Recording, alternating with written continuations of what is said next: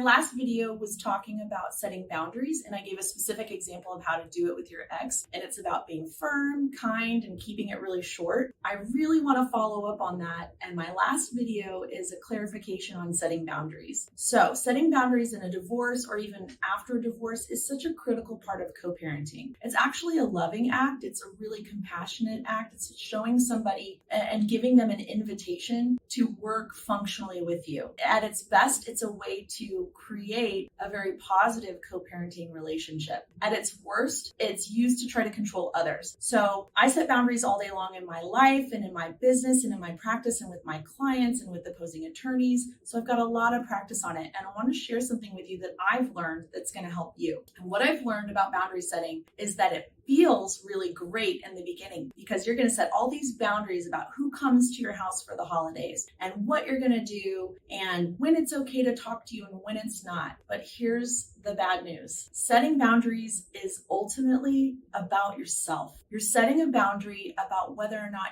you're going to participate in an event or not. You can't control anybody else. And that's like the number one rule of divorce. You cannot control your ex. You cannot control your children. All you can control is yourself. Setting a boundary that really is about controlling everybody else so that you feel more comfortable in an uncomfortable situation is never going to work. Instead, if you set a boundary like, I understand that your family member is coming to this extracurricular event, and because of what they've said about me, I'm not comfortable being there. Therefore, my boundary is I won't be participating in the event this week. It would feel really good to set a boundary and say, she's not allowed to come. I can't believe that she said this about me at this critical time in my life in front of the kids. You're going to have a whole bunch of reasons why you want to control this other person, but you ultimately can't. So the best boundaries are the ones that involve yourself. And when you start thinking about it that way, then you really can start controlling outcomes because you're controlling yourself, you're controlling your responses, and you're educating everybody that you communicate with about what is and isn't okay with you. And maybe, just maybe next time, you're not going to be invited to that event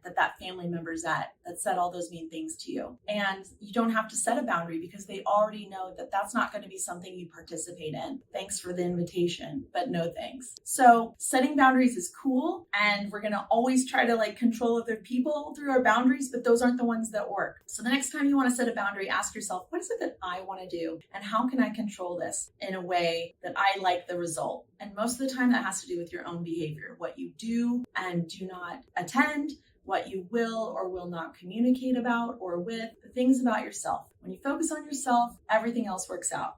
Hope this helps.